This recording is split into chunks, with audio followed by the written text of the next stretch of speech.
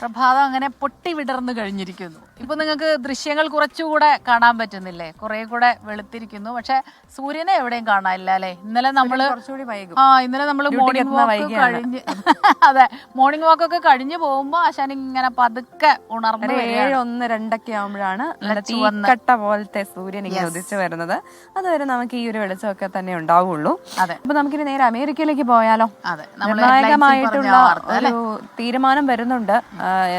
American പ്രസിഡന്റിന്റെ ഭാഗത്ത് നിന്ന് തീരുമാനം മുൻപ് തന്നെ പറഞ്ഞതാണ്, പക്ഷെ ഒന്നുകൂടി ഉറപ്പിക്കുകയാണ് അല്ലേ ഡൊണാൾഡ് ട്രംപ്. ഗസയുടെ കാര്യമാണ്. ഗസ അമേരിക്ക ഏറ്റെടുത്തു കഴിഞ്ഞാൽ പലസ്തീൻ പൗരന്മാർക്ക് അവിടെ സ്ഥാനമുണ്ടാകില്ല. അവർക്കായി പ്രത്യേക ഇടം ഒരുക്കുമെന്ന് ഫോക്സ് ന്യൂസുമായി നടത്തിയ ഒരു അഭിമുഖത്തിൽ ട്രംപ് വ്യക്തമാക്കിയിരിക്കുന്നു എന്നുള്ളതാണ്. അതെ, ശനിയാഴ്ചക്കകം ഇസ്രായേലി തടവുകാരെ വിട്ടയക്കണമെന്നും ട്രംപ് അഭിമുഖത്തിൽ പറഞ്ഞിട്ടുണ്ട്. മധു കൊട്ടാരക്കരാണ് അമേരിക്കയിലെ ന്യൂ ജേഴ്സിയിൽ നിന്ന് ചേരുന്നത്. Madhu, good morning and good evening.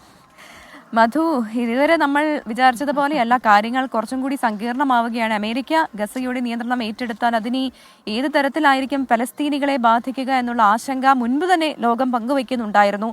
Donald Trump എന്താണ് ഈ അഭിമുഖത്തിൽ പറഞ്ഞത്?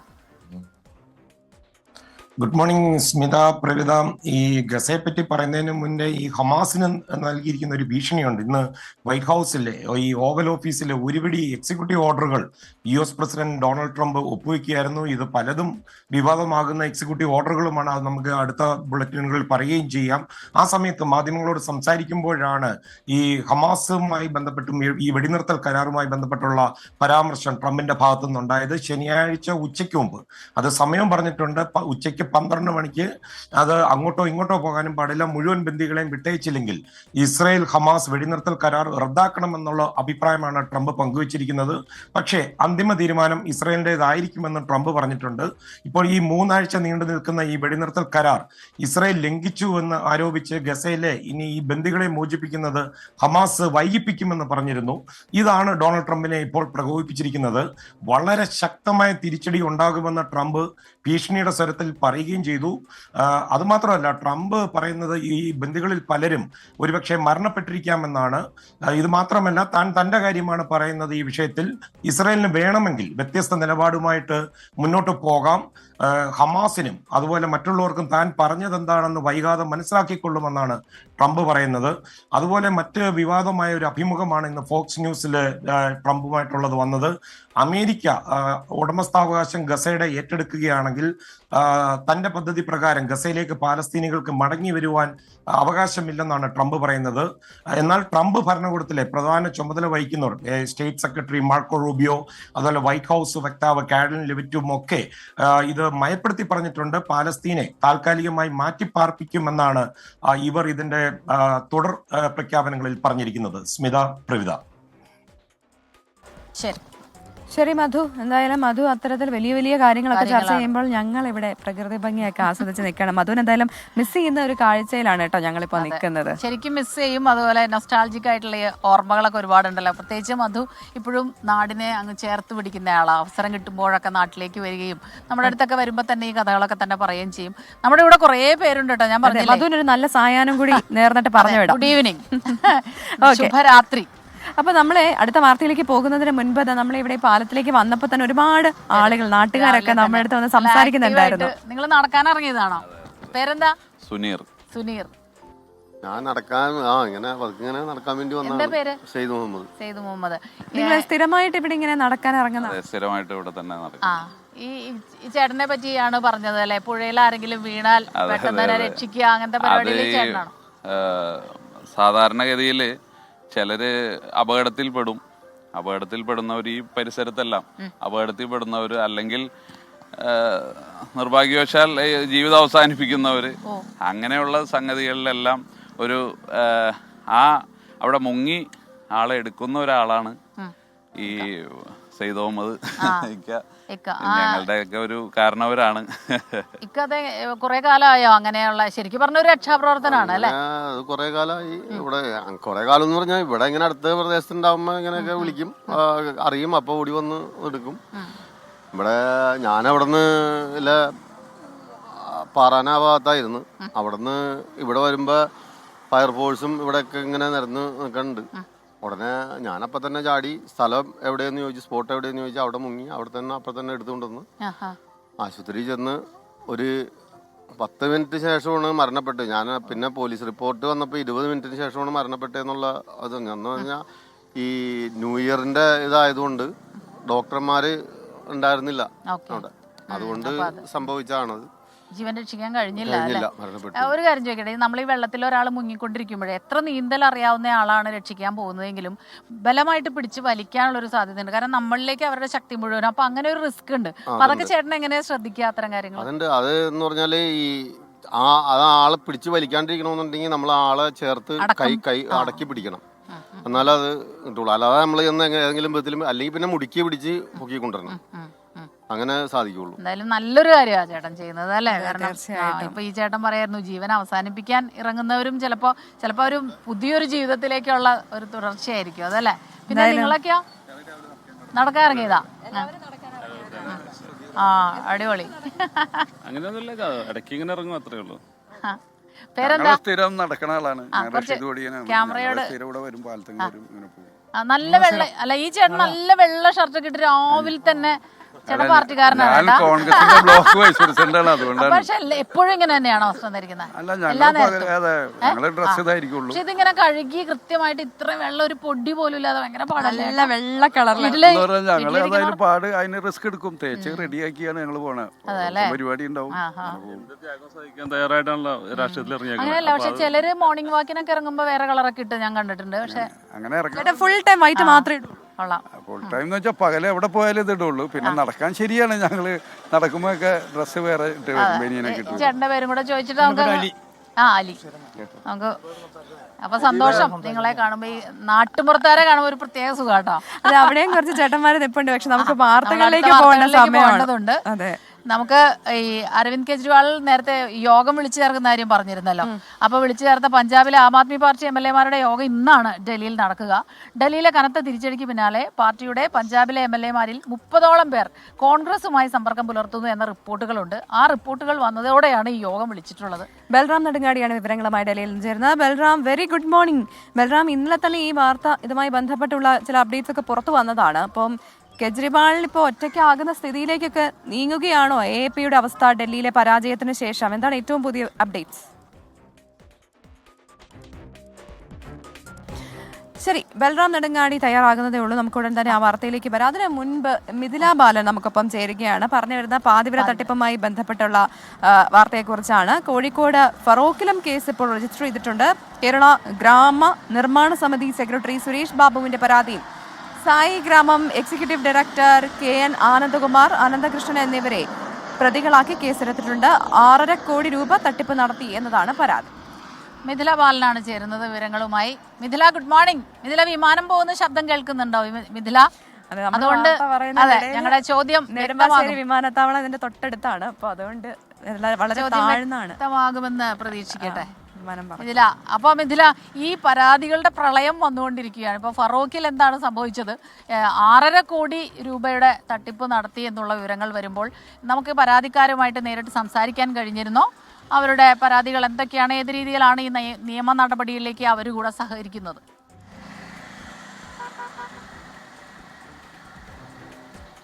സ്മിത സൂചിപ്പിച്ചതുപോലെ തന്നെ പരാതി പ്രളയമാണ്. നിലവിൽ ഇപ്പോൾ 8ാമത്തെ കേസാണ് ഇതും കൂടി ചേർത്ത് കോഴിക്കോട് ജില്ലയിൽ എടുത്തിട്ടുള്ളത്.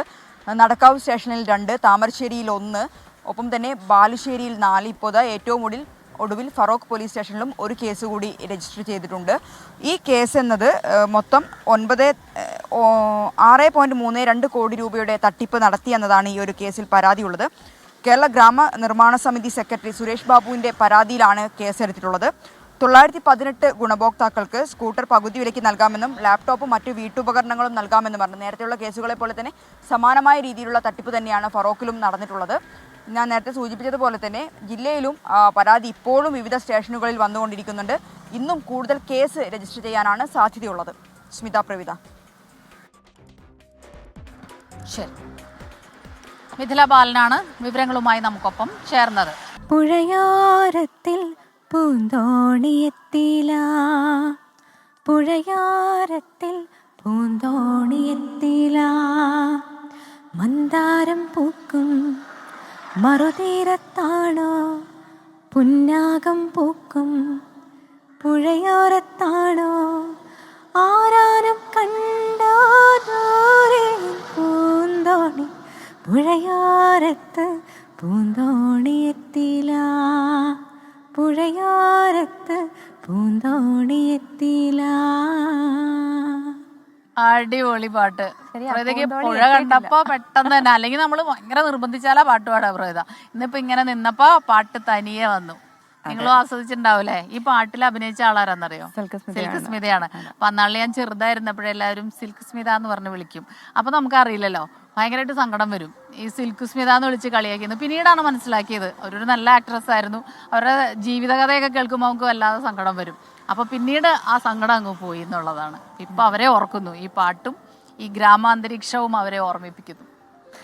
ഇപ്പോൾ സമയം 6:48 ആയിട്ടുണ്ട്. നമുക്ക് നേരെ ഡൽഹിയിലേക്ക് പോകാം. ബൽറാം നെടുങ്ങാടി തയ്യാറായിട്ടുണ്ട്. AAPയുടെ നിലവിലെ സാഹചര്യം എന്താണെന്ന് ബൽറാം തന്നെ പറഞ്ഞു തരും. അപ്പം വാർത്ത പെട്ടെന്ന് മനസ്സിലാകാത്ത പ്രേക്ഷകർക്ക് വേണ്ടി പങ്കുവെക്കുകയാണെങ്കിൽ AAPയിലെ കൂടുതൽ MLA-മാർ കോൺഗ്രസുമായി ബന്ധം പുലർത്തുന്നു എന്നുള്ള വാർത്ത പുറത്തു വരുന്നു. പഞ്ചാബിലാണ് ഈ പ്രശ്നം കൂടുതൽ രൂക്ഷമായിട്ടുള്ളത്. അപ്പൊ എന്തായാലും ആ വെല്ലുവിളി ഉണ്ട്. അതിനെ എങ്ങനെ അതിജീവിക്കാം എന്നുള്ള തിടുക്കപ്പെട്ട മാർഗങ്ങളാണ് തേടുന്നത്. അപ്പൊ ഇന്ന് നിർണായകമാണ് ഈ യോഗം. ഇതാ മറ്റൊരു ഫ്ലൈറ്റ് കൂടി വരുന്നുണ്ട് കേട്ടോ. ഇവിടെ നെടുമ്പാശ്ശേരി വിമാനത്താവളം തൊട്ടടുത്താണ്. അതുകൊണ്ട് ഇങ്ങനെയുള്ള കാഴ്ചകൾ ഇവിടെയുള്ളവർക്ക് സുപരിചിതമാണ്. ഈ വാർത്തയിലേക്ക് വരാം. Balram, good morning. എങ്ങനെയാണ് AAPയുടെ നിലവിലെ സാഹചര്യം, അവസ്ഥ എങ്ങനെയാണ്? കെജ്രിവാളിനോടൊപ്പം മറ്റാരൊക്കെ ഇനി ഉണ്ടാകുമെന്നുള്ള പ്രതീക്ഷയുണ്ട് AAPക്ക്? പ്രവിത, സ്മിത, ആം ആദ്മി പാർട്ടി വലിയ പ്രതിസന്ധിയിലാണ്. ഡൽഹിയിലെ കനത്ത പരാജയം അത് പാർട്ടിയുടെ അടിത്തറ തന്നെ ഇളക്കുന്ന അവസ്ഥ ഉണ്ടായിരിക്കുന്നു എന്നുള്ളതാണ് യാഥാർത്ഥ്യം. പ്രത്യേകിച്ച് പഞ്ചാബിലാണ് പാർട്ടി വളരെ ശക്തമായ സംഘടനാ സംവിധാനവും നിലവിൽ വലിയ അംഗബലമുള്ള സർക്കാരും ഉള്ള പഞ്ചാബിൽ MLA-മാരിലെ വലിയൊരു വിഭാഗം, ഏതാണ്ട് 30ഓളം പേർ ഇപ്പോൾ ഇടഞ്ഞു നിൽക്കുന്നു. മറ്റ് പാർട്ടികളുമായി ചർച്ചയിൽ ഏർപ്പെട്ടുകൊണ്ടിരിക്കുകയാണ് എന്ന റിപ്പോർട്ടുകൾ കഴിഞ്ഞ ദിവസമാണ് പുറത്തു വന്നത്. 30 പേർ കോൺഗ്രസുമായി സമ്പർക്കത്തിലുണ്ട് എന്ന് കോൺഗ്രസിന്റെ പ്രതിപക്ഷ നേതാവ് പ്രതാപ് സിംഗ് ബാജ്വ തന്നെയാണ് വെളിപ്പെടുത്തിയത്. ഇവർ സർക്കാരിൽ അതൃപ്തരാണ്, പാർട്ടി ആശയങ്ങളിൽ നിന്നും വ്യതിചലിച്ചു എന്ന ആക്ഷേപം അവർക്കുണ്ട്. ഒപ്പം തന്നെ മുഖ്യമന്ത്രി ഭഗവന്ത് മാനിന്റെ ശൈലിയിലും ഇവർക്ക് അതൃപ്തിയുണ്ട്. കൂടാതെ ചില MLA-മാരെ BJPയും ബന്ധപ്പെട്ടതായുള്ള റിപ്പോർട്ടുകൾ പുറത്തു വന്നിരുന്നു. ഇത് ആം ആദ്മി പാർട്ടിക്ക് വലിയ പ്രതിസന്ധി തന്നെയാണ് സൃഷ്ടിച്ചിരിക്കുന്നത്. പ്രത്യേകിച്ച് മുൻ മുഖ്യമന്ത്രി അരവിന്ദ് കെജ്രിവാൾ പാർട്ടിയുടെ ദേശീയ കൺവീനർ കൂടി വലിയ പരാജയപ്പെട്ടതാണ് ഇത്തരത്തിൽ ഈ നേതാക്കളുടെ ആത്മവിശ്വാസം തകർത്തു കളഞ്ഞത് എന്നാണ് വിലയിരുത്തപ്പെടുന്നത്. ഈ ഒരു പശ്ചാത്തലത്തിലാണ് കെജ്രിവാൾ ഇന്ന് ഡൽഹിയിൽ പഞ്ചാബിലെ ആം ആദ്മി പാർട്ടിയുടെ MLA-മാരുടെ യോഗം വിളിച്ചിരിക്കുന്നത്. ഇവരുടെ പ്രശ്നങ്ങൾ നേരിട്ട് ചോദിച്ചറിയുക, അതിന് പരിഹാരം കാണുക എന്നത് തന്നെയാണ്. കൂടാതെ ഈ നേതാക്കൾക്ക് ആത്മവിശ്വാസം പകരുക എന്ന ലക്ഷ്യവും ഈ യോഗത്തിനുണ്ട്. അതേസമയം ഇത്തരത്തിൽ മറ്റ് പാർട്ടികളുമായി തങ്ങളുടെ MLA-മാർ ബന്ധപ്പെട്ടു, അവർ പാർട്ടി മാറാൻ നിൽക്കുന്നു എന്ന റിപ്പോർട്ടുകൾ ആം ആദ്മി പാർട്ടി നിഷേധിച്ചിട്ടുണ്ട്.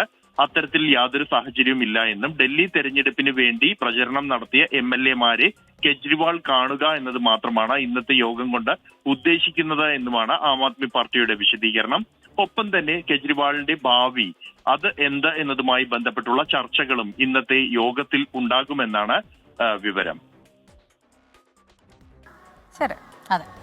ബൽറാം നെടുങ്ങാടിയാണ് വിവരങ്ങൾ നൽകിയത്. AAPയുടെ പരാജയത്തിന് പിന്നാലെ തന്നെ സമാനമായ റിപ്പോർട്ടുകൾ പുറത്തു വന്നിരുന്നു. ഇപ്പോൾ അത് സത്യമാകുന്ന രീതിയിലേക്കാണ് കാര്യങ്ങൾ. ആം ആദ്മിയുടെയും കേജ്രിവാളിന്റെയും ഭാവി എന്നുള്ളതാണ്. പാർട്ടി തന്നെ ഇല്ലാതാകുമോ എന്നുള്ള ഒരു ഭയമാണുള്ളത്. ഇതാ ഇപ്പോൾ പ്രേക്ഷകർക്ക് നന്നായിട്ട് നല്ല കണിക്കൊന്നയുടെ ദൃശ്യങ്ങൾ കാണാം അല്ലെ? അത് ഞങ്ങളുടെ കയ്യിലിരിക്കുന്ന കണിക്കൊന്നയാണ്. നിങ്ങൾ കാലമല്ലേ കണിക്കൊന്നയല്ലേ കാതിരിക്കാൻ എനിക്കാവതില്ലേ, അയ്യപ്പ പണിക്കരുടെ കവിതയാണ്. അതെ. അപ്പം നമ്മള് ഈ കണിക്കൊന്ന ഈ പാലത്ത് നിന്ന് എവിടെ നിന്ന് കിട്ടിയെന്ന് ചോദിച്ചാൽ 2 ചേട്ടന്മാർ ഇപ്പൊ സ്കൂട്ടർ വന്ന് സ്മിതയ്ക്ക് കൊണ്ട് കൊടുത്തതാണ്. അതൊന്നും അല്ല കേട്ടോ, ആ ചേട്ടന്മാർ അതിലങ്ങ് പോയപ്പോ അപ്പുറത്തുനിന്ന് കിട്ടിയതാന്ന് പറഞ്ഞിട്ട് തന്നതാ. അപ്പൊ കണിക്കൊന്ന ഒരുപാട് കാര്യങ്ങൾ തരുമ്പോ പിന്നെ സ്വീകരിക്കാതിരിക്കുന്നത് എങ്ങനെയാണ്? അതെ, നമ്മൾ ഒരുപാട് വാർത്തകൾ വരുന്നുണ്ട് അല്ലെ. നമുക്കിനി മറ്റൊരു വാർത്തയിലെ മണിപ്പൂരിലേക്ക് പോവാം. രാഷ്ട്രപതി ഭരണം ഒഴിവാക്കാൻ തീവ്ര ശ്രമമാണ്. സമവായത്തിനായി ബീരേൻ സിംഗ് വിരുദ്ധപക്ഷം MLA-മാരുമായി സംബിത് പത്ര MP പ്രത്യേക ചർച്ച നടത്തി. എതിർ വിഭാഗം ചില ഉപാധികൾ മുന്നോട്ട് വെച്ചതായും സൂചനയുണ്ട്. ചർച്ചകളിലൂടെ എത്രയും വേഗം സമവായത്തിലെത്താനാണ് ദേശീയ നേതൃത്വത്തിന്റെ നിർദ്ദേശം. NPP അടക്കമുള്ള NDA സഖ്യകക്ഷികളുമായി സംബിത് പാത്ര ചർച്ചകൾ പൂർത്തിയാക്കിയിട്ടുണ്ട്. പാർട്ടിക്കുള്ളിൽ സമവായമായതിനു ശേഷം നിരീക്ഷകരെ അയച്ച് പുതിയ മുഖ്യമന്ത്രിയെ തെരഞ്ഞെടുക്കാനാണ് ദേശീയ നേതൃത്വത്തിന്റെ തീരുമാനം.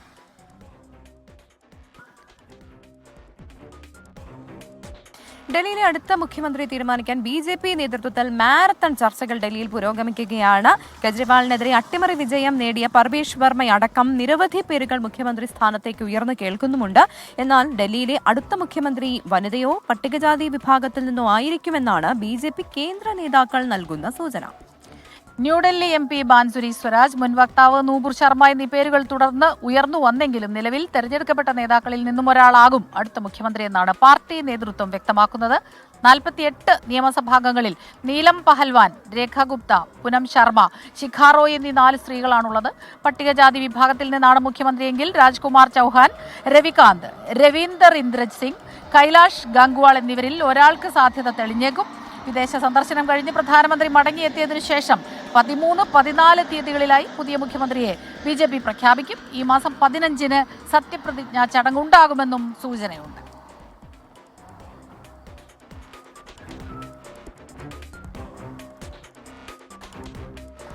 നമുക്ക് പ്രധാനമന്ത്രി നരേന്ദ്രമോദി ഇന്നലെ ഒരു യാത്ര പുറപ്പെട്ടിരുന്നു. അതുമായി ബന്ധപ്പെട്ട റിപ്പോർട്ടിലേക്കാണ്. ഫ്രാൻസ് സന്ദർശനത്തിന്റെ ഭാഗമായി പ്രധാനമന്ത്രി നരേന്ദ്രമോദി പാരീസിലെത്തിയിട്ടുണ്ട്.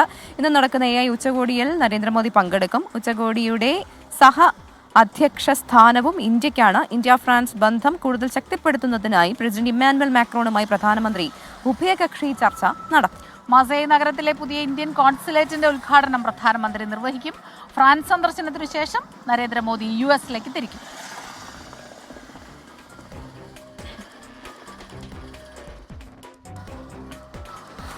പാർലമെന്റിലേക്ക് പോകാം അല്ലേ?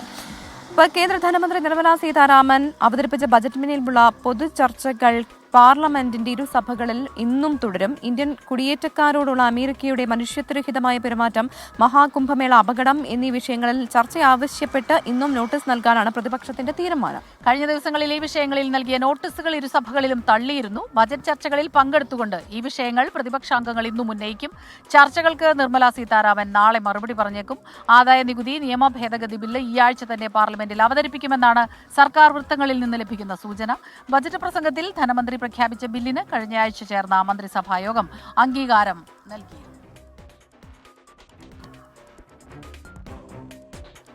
അപ്പൊ അങ്ങനെ ഒരുപാട് വാർത്തകൾ വരുന്ന സമയമാണ്. അപ്പൊ നമ്മുടെ കമന്റ് ബോക്സിലേക്ക് ഇന്ന് കണ്ണൊടിച്ചു കഴിഞ്ഞാൽ ഒരു തോണി പോലും കാണാനില്ലാട്ടോ എന്ന് സുമിത്ര കൃഷ്ണൻ പറയുന്നുണ്ട്. ഇല്ല എന്നാണ് ഞാൻ പറഞ്ഞത്. തോണി ശരിക്കും ചെറിയ തോണിയുണ്ട്, പക്ഷെ അത് ഇങ്ങോട്ടേക്ക് കൊതുമ്പുവെള്ളം, അല്ലിയാമ്പൽ കടവിൽ ആ പാട്ടിലുള്ള കൊതുമ്പുവെള്ളം ഇല്ല, അത് ഇവിടെ ഒരുപാടുണ്ട്. അപ്പൊ മീൻ പിടിക്കാൻ വേണ്ടി ഒറ്റയ്ക്ക് തുഴഞ്ഞു പോകുന്നവരാണ്. പണ്ടൊക്കെ കർക്കിടക മാസങ്ങളിൽ മലവെള്ളം വരുമായിരുന്നു ഈ ഭാഗത്തൊക്കെ തന്നെ.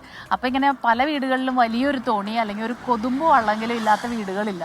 എല്ലാവർക്കും അറിയുകയും ചെയ്യും. എൻ്റെ അമ്മുമ്മയൊക്കെ കൊതുമ്പ് വെള്ളം തുഴഞ്ഞു പോകുമായിരുന്നു. വെൽക്കം ബാക്ക് പ്രിയ പ്രേക്ഷകർ. ഇത് സംഗീത എന്ന് പറയുന്ന പ്രേക്ഷകർ പറയുന്നുണ്ട് നിങ്ങളെ രണ്ടുപേരെയും കാണുമ്പോൾ തന്നെ അമ്മയ്ക്ക് ഭയങ്കര സന്തോഷമാണെന്ന്. താങ്ക് യു അമ്മ. അതെ, ഗുഡ് മോർണിംഗ് അമ്മ. സന്തോഷം. ഷഫീർ മണ്ണാർക്കാട് പറയുന്നു, yellow flowers symbolise happiness, joy, friendship, hope and new beginnings.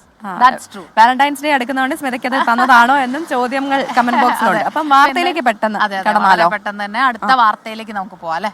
CPIM Thrissur ജില്ലാ സമ്മേളനത്തിലെ പൊതുചർച്ചയ്ക്കുള്ള മറുപടിയിൽ കരുവന്നൂരിൽ പാർട്ടിക്കുണ്ടായ ഗുരുതര വീഴ്ച സംബന്ധിച്ച് CPIM സംസ്ഥാന സെക്രട്ടറി MB ഗോവിന്ദൻ, ഉദ്യോഗസ്ഥരും ഭരണസമിതിയും അറിയാതെ കരുവന്നൂരിൽ ഇത്ര വലിയ ക്രമക്കേട് നടക്കില്ല എന്ന് പൊതുസമ്മേളന ചർച്ചയ്ക്കുള്ള മറുപടിയിൽ MB ഗോവിന്ദൻ പറഞ്ഞു. കരുവന്നൂരിലെ വീഴ്ചയിൽ പാഠം ഉൾക്കൊണ്ട് സഹകരണ സംഘങ്ങളുടെ വിശ്വാസ്യത വീണ്ടെടുക്കണം. തൃശൂരിലെ ചില ഏരിയ കമ്മിറ്റികളിൽ വിഭാഗീയത രൂക്ഷമെന്ന് MB ഗോവിന്ദൻ വിമർശിച്ചു. പുഴയ്ക്കൽ, ചാലക്കുടി, കുന്നംകുളം എന്നിവിടങ്ങളിൽ വിഭാഗീയത ശക്തമാണ്. സമ്മേളനം പോലും സുഗമമായി നടത്താൻ കഴിയാത്ത സാഹചര്യമാണ് ഏരിയ കമ്മിറ്റിയിൽ ഉണ്ടായതെന്നും MV ഗോവിന്ദൻ പറഞ്ഞു. രക്തസാക്ഷി അഭിമന്യുവിന്റെ കേസ് നടത്തിപ്പിൽ വീഴ്ച പറ്റി. ജുഡീഷ്യറി സംവിധാനത്തിൽ നിന്ന് ഫയലുകൾ നഷ്ടപ്പെട്ടു. അഭിമന്യു കേസ് നടത്തിപ്പിന് പാർട്ടി സംസ്ഥാന സെക്രട്ടേറിയറ്റ് അംഗം M സ്വരാജിനെ ചുമതലപ്പെടുത്തിയെന്നും MV ഗോവിന്ദൻ അറിയിച്ചു. പ്രകടന പത്രികയിൽ പറഞ്ഞിട്ടുള്ള കാര്യങ്ങൾ നടപ്പിലാക്കാനുള്ളതാണ്. പെൻഷൻ വർദ്ധിപ്പിക്കാനും കൊടുക്കാനും സർക്കാരും പാർട്ടിയും തീരുമാനിച്ചിട്ടുണ്ടെന്നും ഗോവിന്ദൻ സമ്മേളനത്തെ അറിയിച്ചു.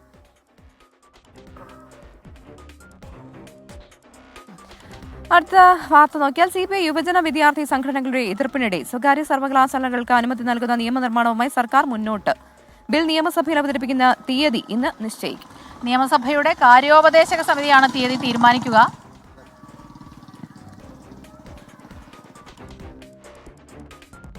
ഈ മാസം 13-ന് ബില്ല് പൈലറ്റ് ചെയ്യാനായിരുന്നു ധാരണ. എങ്കിലും വയോജനക്ഷേമ കമ്മീഷൻ ബില്ല് കൂടി വരുന്നതിനാൽ തീയതിയിൽ മാറ്റം വന്നേക്കും.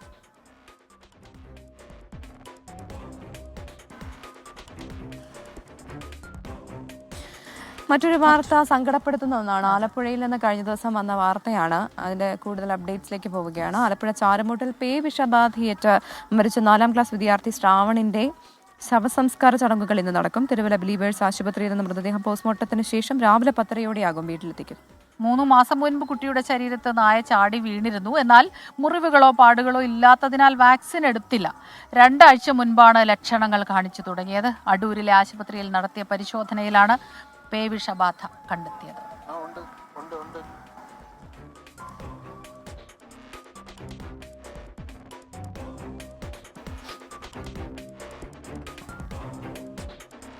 അതെ, നമുക്കിനി കമന്റ് ബോക്സിലേക്ക് വന്നു കഴിഞ്ഞാൽ ഒരുപാട് പ്രേക്ഷകരുടെ കമന്റ്സ് ഇങ്ങനെ വന്നുകൊണ്ടിരിക്കുന്നു. സ്മിതയ്ക്ക് വാലന്റൈൻ അഡ്വാൻസ് കിട്ടിയതാണോ എന്ന് ജയൻ നായർ ചോദിക്കുന്നുണ്ട്. പോയൊരു പ്രേക്ഷകൻ നിങ്ങളെപ്പോലെ ഒരു പ്രേക്ഷകൻ തന്നതാ. പൂവാണ് തന്നത്. സ്നേഹമാണ്, സന്തോഷമാണ്, ഹാപ്പിനെസ്. ഒപ്പം ക്രിസ്റ്റീനയും പ്രജിനെയും അന്വേഷിക്കുന്ന ഒരുപാട് പ്രേക്ഷകരുണ്ട്. Sayyid, Pravitha Smitha, good morning. Kuwait സമയം 4:20 കഴിഞ്ഞു. ചേട്ടാ താങ്ക് യു. ഇവിടെ മോർണിംഗ് ഷോ, മോർണിംഗ് വാക്ക് എടുത്ത ചേട്ടാ. എന്റെ പേര് അബ്ദുൾ ജബ്ബാർ. എല്ലാ ദിവസവും നടക്കാൻ പോകും? എല്ലാ ദിവസവും ഇല്ല, ഇടക്കിടക്ക് ത്രൂഔട്ട് നടക്കാറില്ല. വൈകുന്നേരം ഇവിടത്തെ എസ്കെന്റെ ഒരു ഫാൻ ഉണ്ട്. എന്താ പേര്? ഷംസുദ്ദീൻ. എസ്കെന്റെ ഫാനാണ്. ചേട്ടാ നല്ല ഹാപ്പിനെസ് ഉണ്ട് നിങ്ങളുടെയൊക്കെ മുഖത്ത് നോക്കുമ്പോ. നമ്മുടെ നാട്ടിൻപുറത്ത് ഒരുമിച്ച് എസ്കെൻ അവിടെ തയ്യാറായി നിപ്പുണ്ട്. അവിടെ സ്കാൻ റെഡിയായി നിൽക്കുന്നുണ്ട്. അപ്പൊ സ്കാനിലേക്ക് പോവാം അല്ലെ? അപ്പോൾ എസ്കെനോട് ഹായ് പറയണം എന്നാണ് ഇവിടെയുള്ള ഈ ചേട്ടന്മാരെല്ലാം പറയുന്നത്. എസ്കെന്റെ പാതിവര തട്ടിപ്പിൽ പൈസ പോയ ഒരുപാട് ആളുകളുണ്ടെന്നും ഒക്കെ ഇവര് പറയുന്നുണ്ട്. അപ്പം എസ്കെനിലേക്ക് ഞങ്ങൾ തരുന്നു ഈ സന്തോഷമുള്ള പ്രഭാതത്തിന് ഫുൾ എനർജി എസ്കെനിലേക്ക് തരുന്നതാണ്.